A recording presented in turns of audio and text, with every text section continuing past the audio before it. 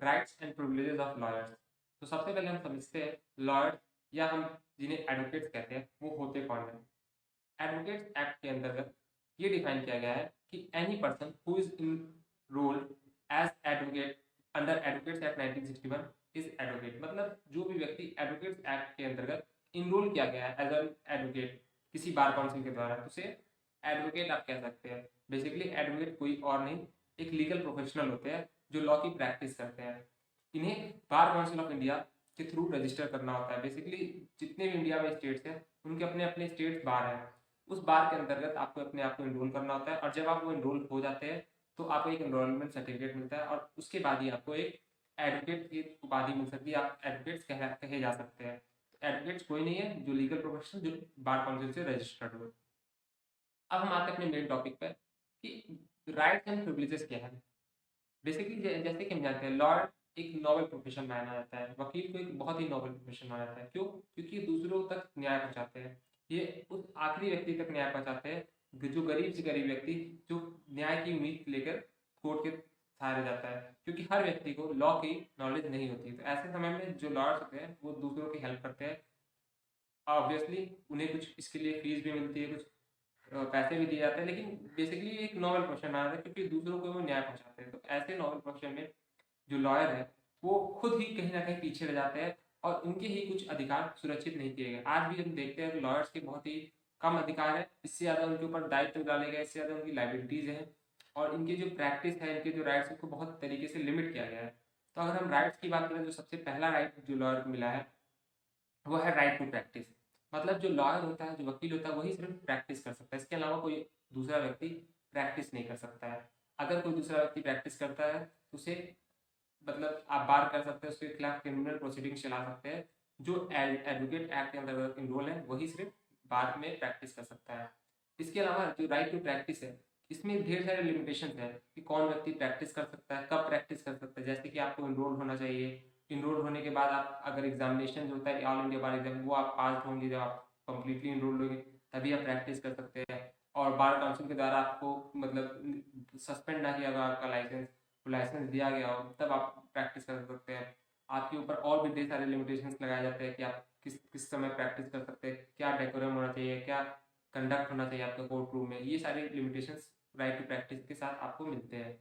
अगर हम दूसरे राइट की बात करें वो राइट टू फीस। मतलब आप जब प्रैक्टिस करेंगे, आप किसी को रिप्रेजेंट करेंगे तो आपको कुछ फीस मिलेगी। तो ये भी आप एडवोकेट का राइट है कि जब वो काम करे तो उसको कुछ फीस इंटाइटल्ड हो, ऐसा नहीं हो कि फ्री ऑफ कॉस्ट उससे काम कराया जा सके। तो राइट टू फीस भी इसका एक लीगल राइट है।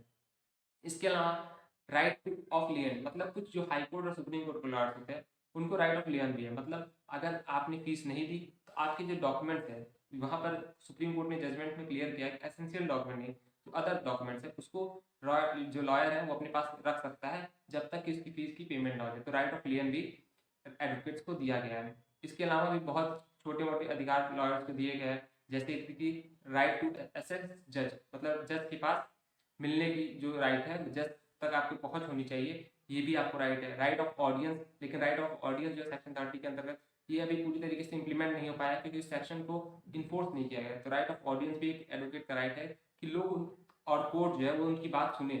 ये भी एक अधिकार है राइट्स का। राइट्स और प्रिविलेजेस बेसिकली राइट्स की तरह ही लगते हैं और राइट का ही एक्सटेंडेड फॉर्म है। ठीक है कि आपके कुछ अधिकार है, लॉयर्स के कुछ अधिकार है, लेकिन प्रिविलेजेस में ये देखा जाता है कि जो कुछ एडिशनल आपको कुछ एडिशनल बेनिफिट्स दिए जा रहे हैं जो दूसरों से आपको थोड़ा अलग करते हैं, आपको कुछ बेनिफिट है। अब हम डिस्कस करते हैं कुछ प्रिविलेजेस की जो एडवोकेट्स को दिए गए हैं। तो सबसे पहला जो प्रिविलेज है वो है right to defend his client. मतलब एडवोकेट के पास ये प्रिविलेज है कि वो अपने क्लाइंट को डिफेंड कर सके। एडवोकेट अपने क्लाइंट को डिफेंड करने के लिए ट्रेवल भी कर सकते हैं, उनसे मिल भी सकते हैं। तो ये दूसरा प्रिविलेज है कि वो ट्रेवल और मीट कर सकते हैं अपने क्लाइंट को, चाहे वो क्लाइंट भले ही अरेस्ट हो, पुलिस स्टेशन में हो या फिर अदरवाइज कोर्ट रूम में ही, तो वो कंसल्ट करने के लिए केस को अपने जो क्लाइंट है उससे मिल सकते। तो ये एक तरीके का प्रिविलेज है।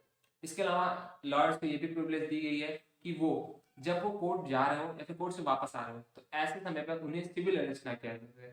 या नोट करने वाली बात है कि सिविल अरेस्ट की बात है, क्रिमिनल अरेस्ट की बात नहीं है। यानी क्रिमिनल केसेस में उन्हें अरेस्ट किया जा सकता है, लेकिन सिविल केसेस के लिए जैसे कि चालान के बेसिस पर या फिर और किसी चीज़ के लिए आप उन्हें अरेस्ट नहीं करेंगे, जिससे वो कोर्ट का जो जस्टिस सिस्टम है उसमें कोई इंटरप्शन ना हो कोर्ट के मतलब प्रोसेस है उसमें कोई बाधा ना आए, इसलिए ये प्रिविलेज दिया गया है लॉयर्स को कि वो जब कोर्ट जाते हैं, कोर्ट रूम से वापस आते हैं, तो उन्हें अरेस्ट नहीं किया जा सकता। इसके अलावा लॉयर्स का ये भी प्रिविलेज है कि वो जज के लिए अप्लाई कर सके और जज बन सके। तो लॉयर्स ही एक ऐसा प्रोफेशन है जो आगे जाके प्रैक्टिस के बेसिस पे, सीनियरिटी के बेसिस पे जज बनने के लिए भी कैपेबल है। तो जज बनने के जो प्रिविलेज है ये भी लॉयर्स के पास ही है, लॉ स्टूडेंट्स के पास ही होता है कि वो जज बन सके। इसके अलावा जो प्रिविलेज दिया गया है वो है कि वो पॉलिटिकल लाइफ में भी हो सकते हैं। मतलब आप बिजनेस तो कर रहे हैं अपना, मतलब एक तरीके से लॉयर का प्रोफेशन तो कर रहे हैं, इसके साथ साथ आप पॉलिटिकल लाइफ में भी इन्वॉल्व हो सकते हैं, पॉलिटिक्स से भी जुड़ सकते हैं, आप एमपी एमएलए भी बन सकते हैं। तो इस तरीके से आप काम भी आप कर सकते हैं साइमल्टेनियसली। इसके अलावा लॉयर्स के पास ये प्रिविलेज है क्लेम ऑडियंस, मतलब लॉयर्स की बात सुनी जाए, कोर्ट रूम में बात रखी जाए, ये सारा जो प्रिविलेज है ये भी लॉयर्स को दिया गया है। तो इस तरीके से आप देख रहे होंगे लॉयर्स के पास ढेर सारे प्रिविलेजेस है और ढेर सारे राइट्स हैं। लेकिन ये जो राइट्स है, ये प्रिविलेजेस है, ये कुछ भी नहीं है जब उनके ऊपर लिमिटेशंस को हम देखते हैं। राइट्स और प्रिविलेजेस जानने के बाद अब हम डिस्कस करते हैं कुछ लिमिटेशंस जो लॉयर्स के इन राइट्स और प्रिविलेजेस पर प्रिवेल करते हैं। तो सबसे पहला जो लिमिटेशन है वो ये है कि लॉयर्स एज अ सच जब वो लॉ प्रैक्टिस करते हैं तो बिजनेस नहीं कर सकते कोई, मतलब वो किसी पार्टनरशिप फॉर्म में पार्टनर नहीं बन सकते। हालांकि अगर उन्हें पार्टनर बनना है तो स्लीपिंग पार्टनर के रूप में इनरोल हो सकते हैं, पार्टनर बन सकते हैं, लेकिन स्लीपिंग पार्टनर के अलावा वो एक्टिव पार्टनर नहीं बन सकते। तो पहला लिमिटेशन ये है। दूसरा, अगर हम बात करें लॉयर किसी तरीके से फुल टाइम आप सैलरीड एम्प्लॉय नहीं बन सकते, मतलब आप किसी गवर्नमेंट जॉब में या फिर किसी प्राइवेट में फुल टाइम एम्प्लॉय नहीं बन सकते। जैसे कि आप जानते होंगे कई जो लॉयर्स होते हैं वो टीचिंग भी करते हैं, तो ऐसे समय पे टीचिंग उनको अलाउ है, लेकिन तब तक जब तक वो फुल टाइम काम नहीं करते। वो साइड में आप कुछ घंटे एक दो लेक्चर डिलीवर करने के लिए आप जा सकते हैं कॉलेज, लेकिन हमेशा के तौर पर आप फुल्ली अगर आप इनरोल्ड है किसी यूनिवर्सिटी के साथ, फुल्ली आप टीचर के रूप में काम करें तो ये अलाउ नहीं है, इसे प्रोफेशनल मिसकंडक्ट माना जाएगा। इसी तरीके से अगर आप बिजनेस कोई करते हैं तो उसे प्रोफेशनल मिसकंडक्ट में माना जाएगा और आपके जो लाइसेंस है वो कैंसिल किया जा सकता है। इसी तरीके से आप किसी कंपनी के डायरेक्टर नहीं बन सकते, अगर आप कंपनी के डायरेक्टर होते हैं तो उस केस में भी इसे प्रोफेशनल मिसकंडक्ट माना जाता है। इसके अलावा और भी कई लिमिटेशंस है कि आपको किस तरीके से कंडक्ट करना है, इन सब के लिए प्रॉपर रूलिंग होती है, बार काउंसिल की कुछ गाइडलाइंस होती है, उसे आपको फॉलो करना होता है। कोर्ट रूम में आप किस तरीके से बिहेव करेंगे, एडवोकेट्स एक्ट का अंतर्गत जितने भी प्रोविजन है आप उसको तरीके से फॉलो करेंगे, ये सारी जो लिमिटेशंस है। इसके अलावा इन सब के अलावा सेक्शन 34 जो है वो इम्पावर करता है हाई कोर्ट को, हाई कोर्ट जो है इसके रिगार्डिंग कि इस पे जो इनके राइट्स है इसको रिस्ट्रिक्ट करने के लिए कुछ लॉज बना सकता है, कुछ रूल्स बना सकता है।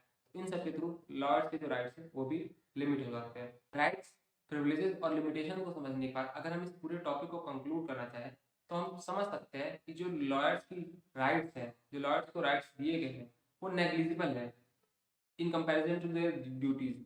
लॉयर्स की ढेर सारी ड्यूटीज है टुवर्ड्स देयर क्लाइंट, अपने क्लाइंट के प्रति, समाज के प्रति और कोर्ट रूम मतलब जज के प्रति। लेकिन जो उनको राइट्स दिए गए हैं एक तो वो रियल नहीं है, मतलब अपने आप में वो सच्चे राइट्स नहीं, वो ड्यूटी के नेचर में है, वो बेसिकली आप उन्हें राइट्स कह भी नहीं सकते एक तरीके से। जो उनके प्रिविलेजेस है वो भी नेग्लिजिबल है, आप नॉर्मल प्रिविलेजेस भी उन्हें नहीं दिए गए हैं। तो उनके प्रिविलेजेस और राइट्स तो कम है लेकिन ड्यूटीज ज़्यादा है। जो उन्हें राइट्स दिए गए वो एब्सोल्यूट राइट नहीं है, उसे कहीं लीगली किसी एक्ट में रिकॉग्नाइज नहीं किया गया है। हालांकि ये जो राइट्स है ये एब्सोल्यूट ना होने के बावजूद मिनिमम प्रोटेक्शन प्रोवाइड करते हैं लॉयर्स को, लेकिन जरूरत ये है कि हम एडवोकेट्स एक्ट में अमेंडमेंट करके इन राइट्स को और मजबूती के साथ ले आए, जिससे जो हमारे यंग जनरेशन है, जो हमारे यंगस्टर है, वो लॉयर एज ए प्रोफेशन के तौर पर इसे प्रिविलेज दे, इसे प्रेफरेंस दे और वो दूसरे लाइन में, दूसरे फील्ड्स में ना डेविएट हो, ना जुडिशरी के पीछे जाए और इस प्रोफेशन की जो गरिमा है और जो रिस्पेक्ट है वो हमेशा की तरह बनी रहे। तो जरूरत है, तो नीड ऑफ द आवर है कि आप इसमें कुछ अमेंडमेंट्स करें और जो लॉयर्स की राइट्स हैं उन्हें सिक्योर करें। Thank you, this is from my side.